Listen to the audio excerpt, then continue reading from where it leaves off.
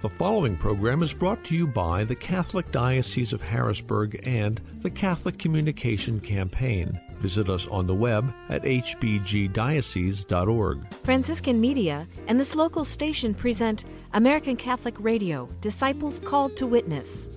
Production of American Catholic Radio is made possible by listeners like you. And now, here's our host. Welcome to American Catholic Radio presents Disciples Called to Witness, a program designed to help you know your faith so you can grow in your faith and share it. I'm your host, Judy Zarek. It's hard raising kids Catholic today, even though I believe that our church has more resources available to help parents than ever before in its history. Just look at the internet. Of course, on the one hand, it can be one of the main reasons it's so hard to raise our kids in a moral way. Racy music videos, pornography, raunchy web shows, and more assault our kids day and night. But on the other hand, the internet and all that comes with it can be used in a very beneficial way. There are some great websites out there that promote charity and goodwill. You just have to find them. It's the same with finding a good book. You can look at what the top sellers are in the secular world, and not much is worth reading when it comes to enhancing the spiritual life of yourself or your family. But if you look to Catholic and Christian publishers, you'll find a plethora of books that will help bring you closer to God and strengthen your family. We all need as much help as we can get when it comes to forming our kids or those kids of someone we love in the faith. So when we find those tools that help us, we need to share that with others.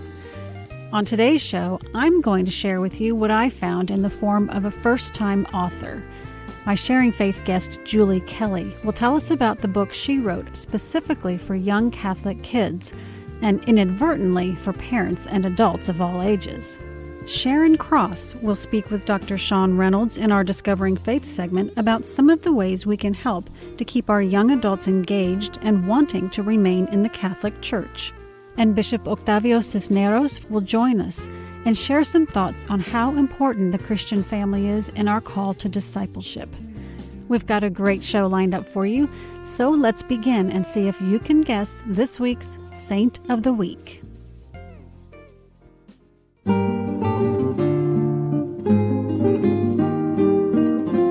Who am I? If I were living today, I'd be one of those working moms, busy with my family and also engaged in a profession outside the home, constantly juggling tasks and never quite catching up, but nevertheless fulfilled. Growing up in Milan, Italy in the 1940s and 50s, I didn't have many role models for such a life. So many women in my day and in my world devoted themselves exclusively to their families. But what I did have from my devout Catholic family was the sense of a call to help others. In high school, I became involved with other lay Catholics who were trying to influence the wider culture. I also joined the St. Vincent de Paul Society and especially loved helping the elderly and poor. But my life wasn't all about giving. I loved the mountains and learned how to ski. I attended the opera whenever I could. I learned how to play the piano. I dabbled in oil paints. I didn't know the meaning of the word boredom. I entered medical school. For a time, I thought I might have a religious vocation, but that notion disappeared when I met a young engineer named Pietro. We were married in 1955 and soon had 3 children. Meanwhile, I continued my work as a pediatrician. For me, it was a mission, but so were my roles as wife and mother. In 1961, I was pregnant again, surely a great reason for joy. But toward the end of my 2nd month, I was diagnosed with a uterine tumor. My doctors insisted that my life was at risk unless I agreed to allow them to do a hysterectomy and remove my entire uterus, aborting my 2-month-old fetus in the process. I could not agree to any procedure that would end my pregnancy, but I gave the go-ahead for them to remove the tumor as best they could. The procedure was considered successful, though I knew my own life could be at risk. At least my unborn baby's wasn't. In the spring of 1962, I gave birth to a healthy daughter. A week later, I died of peritonitis. I was 39. Today, probably both of our lives would have been saved, but not 40-some years ago when antibiotic therapy wasn't nearly as advanced as it is today. My husband was left to raise our 4 children, and what a job he did. Pietro was present at St. Peter's in 2004 when Pope John Paul II canonized me. So was our daughter, Gianna Emanuela, the infant I had given birth to 42 years earlier. Who am I? I am St. Gianna Beretta Molla. Studies show that people who pray regularly and practice their faith are healthier and happier. I'm Bishop Ronald Gaynor. I want to invite you to experience a positive difference in your life by visiting your Catholic parish and encountering Jesus through the sacraments. Do it for your family, do it for yourself, and come home. Remember that God's mercy is and always will be there for you, no matter what your situation. Visit CatholicsComeHome.org to find a parish near you. Everyone said it was okay. I had a life. They said it was a choice. I was looking outside for answers. I didn't want to mess it all up. It wasn't the real me that went that day. The life I had, it's gone. Something inside dies after an abortion. If you're suffering because of an abortion, you may feel alone, but you're not. There are people who understand and can help. Call 888-456-HOPE. 888-456-HOPE. A message from Project Rachel. This program is made possible locally by donations to the Catholic Communication Campaign and the Diocese of Harrisburg.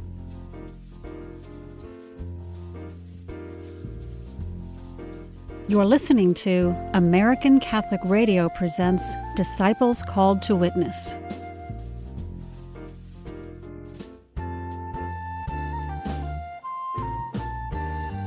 Our Catholic faith must be reflected in our everyday lives if we hope to evangelize others. In our Sharing Faith segment up next, I'll introduce you to someone who is willing to communicate and witness that faith. 46-year-old Julie Kelly from Mountain Home, Arkansas, is a wife, home-educating mother of 6 children, and now an author. Julie wrote the children's book, Claire's Costly Cookie, A Young Heart Discovers the Way of Love. Although I have an English background in my college education, I never fashioned myself a writer, and I didn't even set out to write a book when I started with this. What I did was I have my daughter, who's now almost 12. When she was about 9, I think, her name's Maria, she's a really strong-willed girl, to illustrate some truths of our faith and maybe how to work out some of the challenging situations that she encountered each day with her siblings. She learns really quickly and effectively if you put it into a story.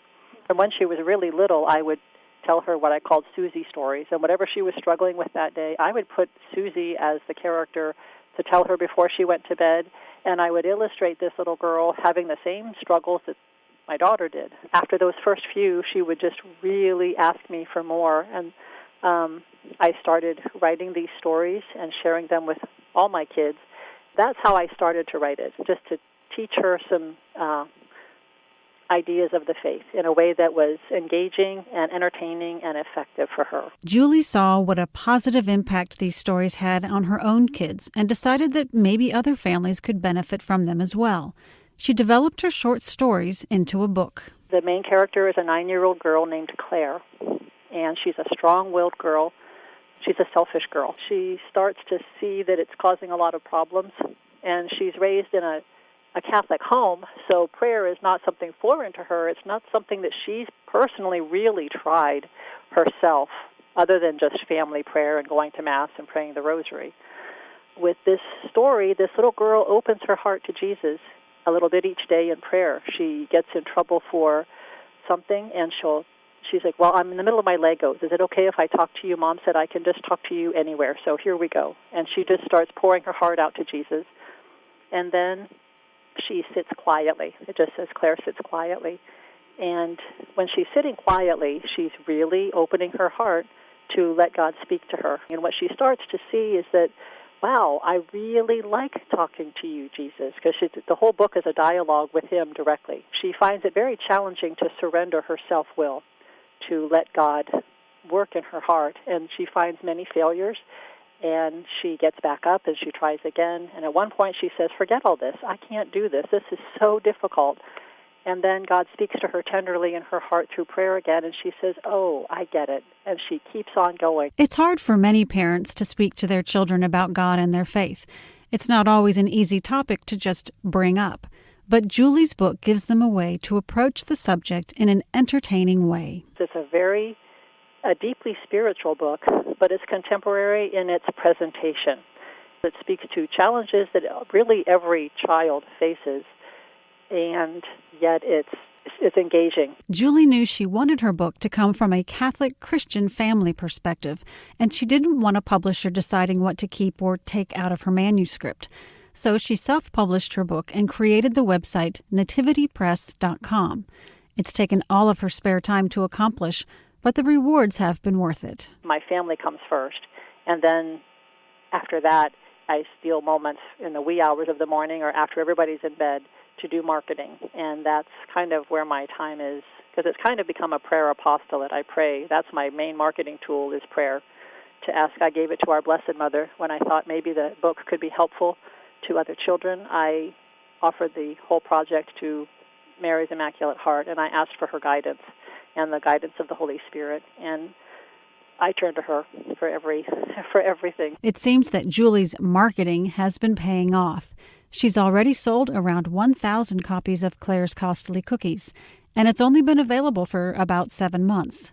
She hopes that parents and kids of all ages benefit by reading her story. One big surprise that I've had since the book started is that I am hearing from all over that the book is really not just for children.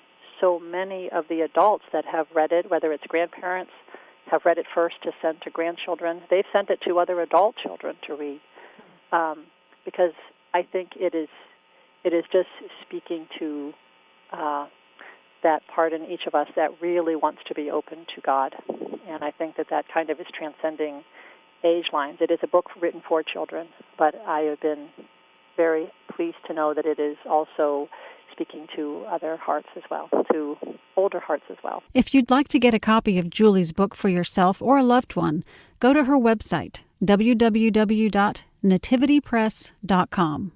For Sharing Faith, I'm Judy Zarek.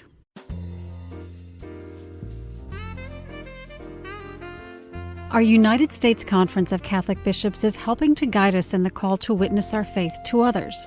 They invite us all into a deeper relationship with Jesus Christ and His Church. This week, Bishop Octavio Cisneros joins producer Sharon Cross to discuss the importance of the Christian family. Bishop Cisneros, you know, it's not uncommon to encounter parents or grandparents who worry that their teenaged or young adult children will not stay Catholic. What kind of encouragement can we offer to them? I have a plant, and I took it since it was a seedling, and I have taken care of that plant. Every morning I looked at it. I make sure that before I leave, it's on the windowsill, taking some sunshine. I water it once a week, and every once in a while I give him some plant medicine. It's been growing, and I take care of it. I'm very proud of that plant. But whatever happens in the future of the plant, I have no idea. But I know one thing: I have taken good care of the plant. Maybe someday I will move. Maybe someday the bishop will say you have to move to another parish, and I will not be able to bring my plant. I leave then with the knowledge that I gave all the resources available to me so that the plant would grow and flourish and give fruit. And that's all we can ask of parents for their children. That in their youth, while they are under your supervision, you give them the love, the moral certitude of the Gospels. That you give them the faith that has been handed down through our parents and grandparents. That you take care of their physical, human, and spiritual life. And after a while, it will be up to the plant to grow roots and to give fruits. Are there some practices that tend to strengthen the family unit while others tend to weaken it? Anything that the family does together joyfully strengthens the family unit. And that should cover the social, the human, and the spiritual. That at certain times, the family does something social, something enjoyable. The key word here is enjoyable, that everybody enjoys. Sometimes I hear parents, they want the children to have joy, so they take them to the museum. And they hate to be in the museum. So they don't want to go out with their parents. But find out those things that the family has in common and go and enjoy them. Might be a ball game, or it might be a museum, yes, but that everybody enjoys. Do human things that are worthwhile in everybody's life. If there is an accomplishment that has been reached by one of the members of the family, whether a graduation, whether a basketball trophy, whether the father who has been promoted, or the mother who has also been promoted in her place of work, etc., that everybody can share with that joy. That's a human thing. And that's what brings people together. And the third thing is to pray together. But to pray together as a unit.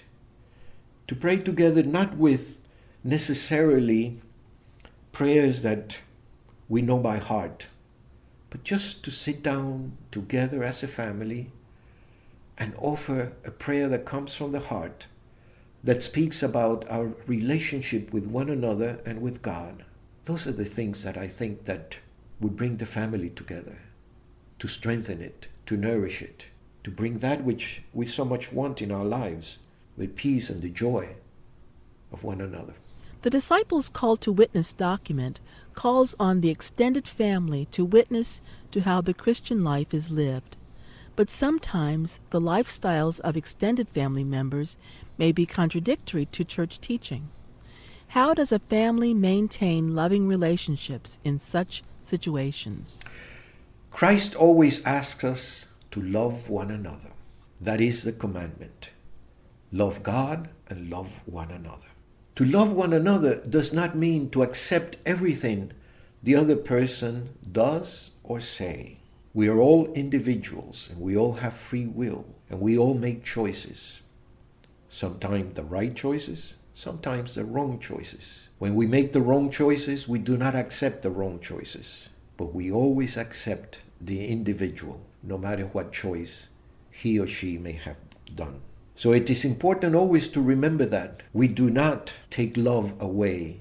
A father and a mother loves their children no matter what, even if they make the wrong choices. A son and a daughter love their parents no matter what, even if they make the wrong choices.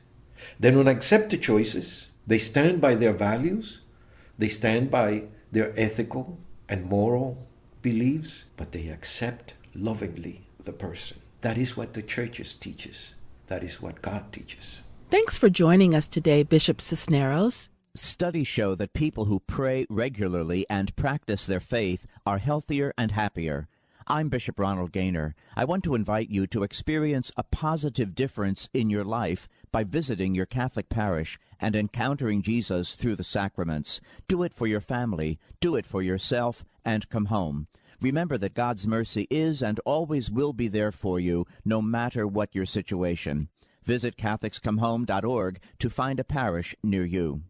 Everyone said it was okay. I had a life. They said it was a choice. I was looking outside for answers. I didn't want to mess it all up. It wasn't the real me that went that day. The life I had, it's gone. Something inside dies after an abortion. If you're suffering because of an abortion, you may feel alone, but you're not. There are people who understand and can help. Call 888-456-HOPE. 888-456-HOPE. A message from Project Rachel.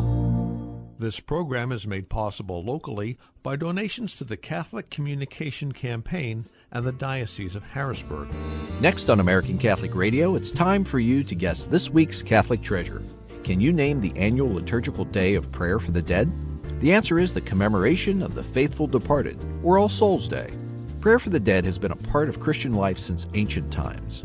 St. Augustine said, if we had no care for the dead, we would not be in the habit of praying for them. But superstitions attached to pre-Christian pagan rituals for the deceased made the Church wary of establishing a separate liturgical observance to pray for the dead until the early Middle Ages. In the mid-11th century, St. Odilo, abbot of the Cluny Monastery, directed that special prayers for the dead be offered on November 2nd in all monasteries associated with Cluny. In succeeding years, this custom spread to the entire Western Church. Prayer for the dead is theologically related to our understanding that human sinfulness in this life may call for a time of purification after death, before a person may come into God's presence. The doctrine of purgatory as a state of purification was affirmed by the Council of Trent, which also taught that the prayers of the living can assist the dead in this process of purification. Medieval notions regarding the interaction of the dead with the living gave rise to all sorts of superstitions, some of which survive in our Halloween imagery. More spiritually and emotionally helpful practices survive, however, such as visiting cemeteries and decorating graves with flowers. These practices are still observed on November 2nd, the date of this Catholic treasure, All Souls Day. This is American Catholic Radio presents Disciples Called to Witness.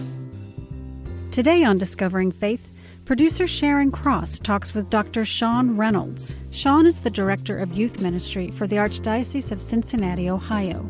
He's a nationally recognized expert in youth ministry training and certification, and he's a frequent presenter at national conferences. His book, Multiply the Ministry, is in use in ministry formation across the country, and his work pioneering the national Strong Catholic Families, Strong Catholic Youth project is now bearing fruit in more than 50 dioceses in the USA and Canada. Sharon and Dr. Reynolds talked about what we can do to help keep our kids Catholic.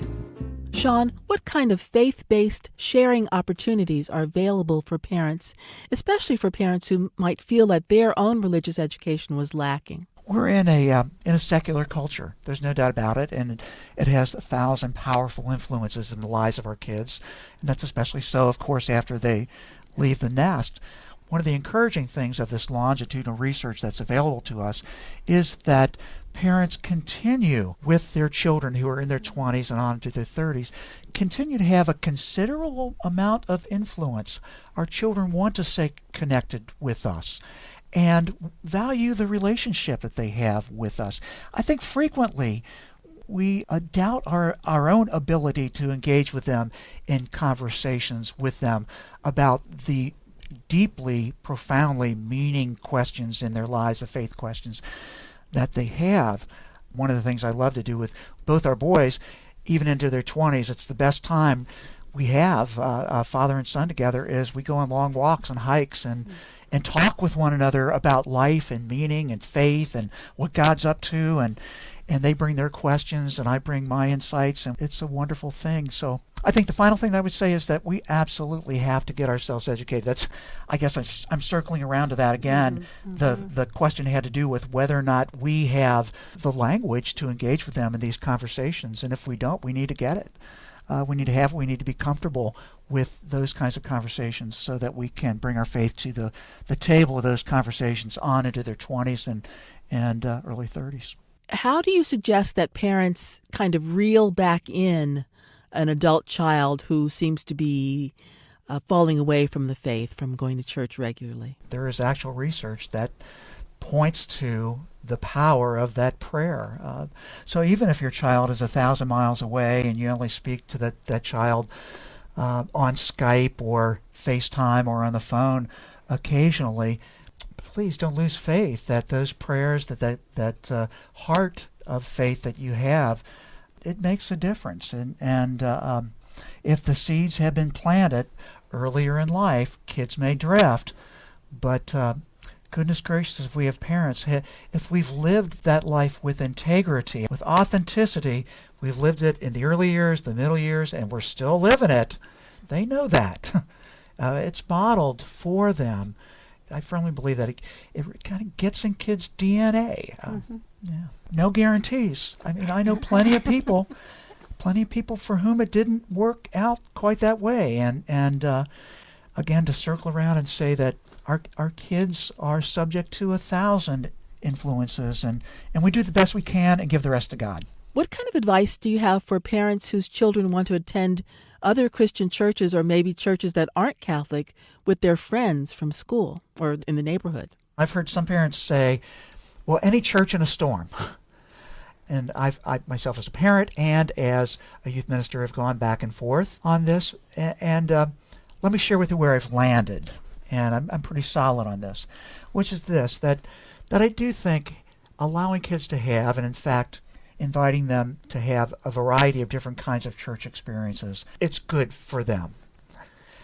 However, if kids are not grounded well in their own faith, it can almost be received as, well, it really doesn't matter to mom and dad, and they're encouraging me to kind of shop around, and I guess it really doesn't matter if I belong to this church or that church, or if I'm Buddhist or Muslim. I think a part of that narrow path that we walk as parents to make it clear that we are Catholic. Our faith is deeply embedded in our hearts and our souls and our practice, and we're sharing it with you. We value it. It's a 2,000 plus year tradition. It's the reason we get up in the morning and the reason we go to bed at night and everything in between. That's what it means to follow Christ. And we're doing it within this faith community, and help our kids get grounded in that, and then check out, see what's going on out there. We've given them the roots then that can accommodate the wings that they'll need later on. For Discovering Faith, sitting in for John Feaster, I'm Sharon Cross. This is Judy Zarek here to wrap up this edition of ACR Presents Disciples Called to Witness. So after I interviewed our guest Julie Kelly, who wrote the children's book Claire's Costly Cookie, I took the book home thinking I might read some of it to my teenage sons at dinner. I know they're not the right age and demographic for the book. They're about 5 to 10 years too old. But I thought I might give it a try anyway. Besides, it couldn't be much worse than when I sit at the table, ask them how their day went at school, and they respond with the always greatly enthusiastic, "Fine."